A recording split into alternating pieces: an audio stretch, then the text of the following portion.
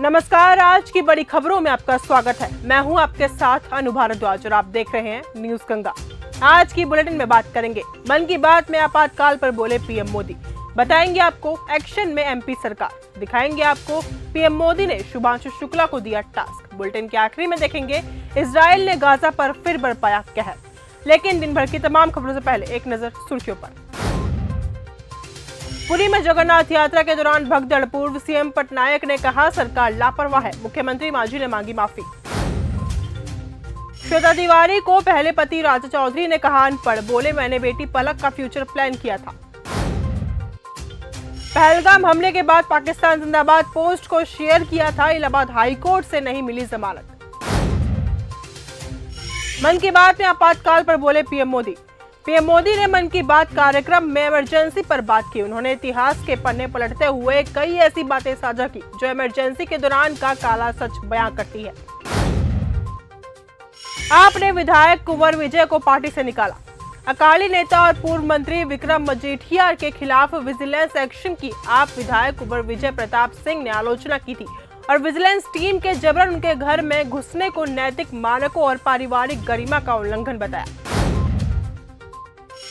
Action में MP सरकार। रतलाम के पेट्रोल पंप शक्ति फुल पॉइंट से कई गाड़ियों में फ्यूल भरवाया गया है, लेकिन डीजल में पानी होने से गाड़ियां बंद हो गई हैं। सीएम मोहन यादव के काफिले में शामिल गाड़ियों में पेट्रोल डीजल में पानी मिलाकर डालने जाने के मामले में राज्य सरकार ने कार्रवाई करते हुए संचालक के खिलाफ एफआईआर दर्ज कराई है। बिहार से ई वोटिंग का आगाज। ई वोटिंग प्रक्रिया को सुरक्षित और छेड़छाड़ से बचाए रखने के लिए खास तौर से डिजाइन किया गया है। ब्लॉकचेन टेक्नोलॉजी ये सुनिश्चित करती है कि वोटों को सुरक्षित रखा जा सके और इससे किसी तरह का बदलाव न किया जा सके। बिहार में महागठबंधन को ओवैसी के दो टूक। एआईएमआईएम प्रमुख असदुद्दीन ओवैसी इंडिया गठबंधन के साथ बिहार में चुनाव लड़ने को तैयार बैठे हैं। ओवैसी ने कहा कि इंडिया गठबंधन के कुछ नेताओं ने कहा कि वो नहीं चाहते कि बिहार में फिर से एनडीए सरकार की वापसी हो और अगर एनडीए को बिहार से बाहर फेंकना है तो हम सभी को एकजुट होकर चुनावी मैदान में उतरना चाहिए। पीएम मोदी ने शुभांशु शुक्ला को दिया टास्क।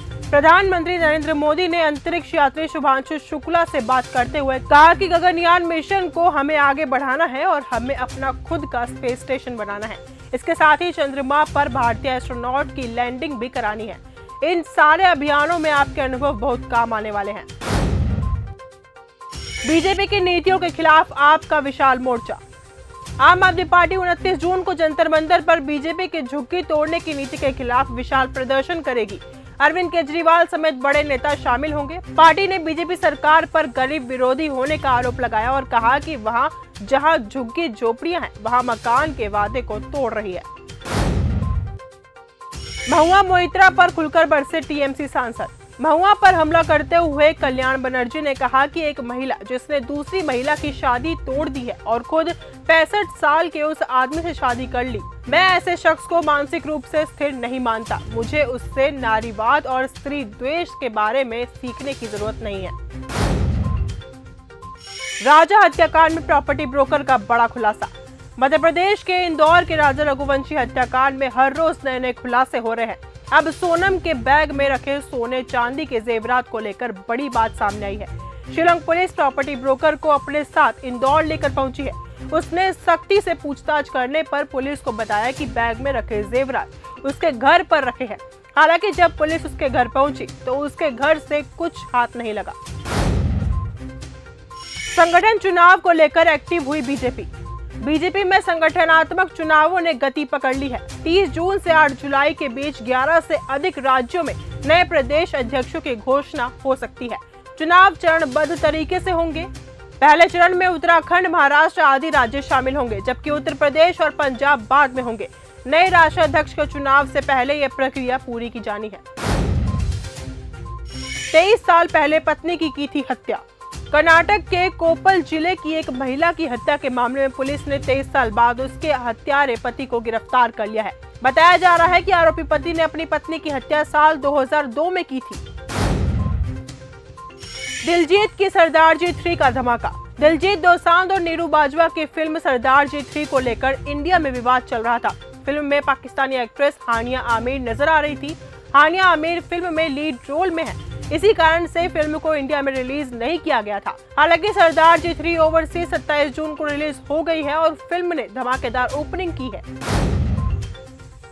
तेजी से अपने मिशन में जुटा ईरान। इजराइल ईरान के बीच सीजफायर होने के बाद भी क्षेत्र में तनाव बना हुआ है। अगर ईरान अपने एडमी सेंटर की निगरानी नहीं करने देता है और अपना मिशन जारी रखता है तो अगला कदम क्या होगा? इस पर अमेरिकी राष्ट्रपति ट्रंप ने कहा कि बिना किसी शक और सवाल के बिल्कुल हमला करेंगे। इजराइल ने गाजा में फिर बरपाया कहर। गाजा पर हमला ऐसे समय पर हुआ है जब अमेरिकी राष्ट्रपति डोनाल्ड ट्रंप ने कहा है कि अगले हफ्ते के भीतर इजराइल और हमास के बीच युद्ध विराम समझौता हो सकता है। ट्रंप ने शुक्रवार को ओवल ऑफिस में कहा था कि हम गाजा पर काम कर रहे हैं। यूक्रेन का एक और फाइटर जेट तबाह। रूस ने रविवार को यूक्रेन के F-16 लड़ाकू विमान को मार गिराया, जिसमें एक यूक्रेनी पायलट की मौत हो गई है। यूक्रेनी सेना ने बताया है कि पिछली रात रूस ने कई सारे ड्रोन और मिसाइल हमले कर दिए थे। उसी दौरान एक F-16 फाइटर जेट रूसी सेना के निशाने पर आ गया और तबाह हो गया। तो फिलहाल आज के इस बुलेटिन में सिर्फ इतना ही। देश और दुनिया की तमाम खबरों के साथ ऐसे ही जुड़े रहने के लिए देखते रहिए न्यूज़ गंगा। धन्यवाद।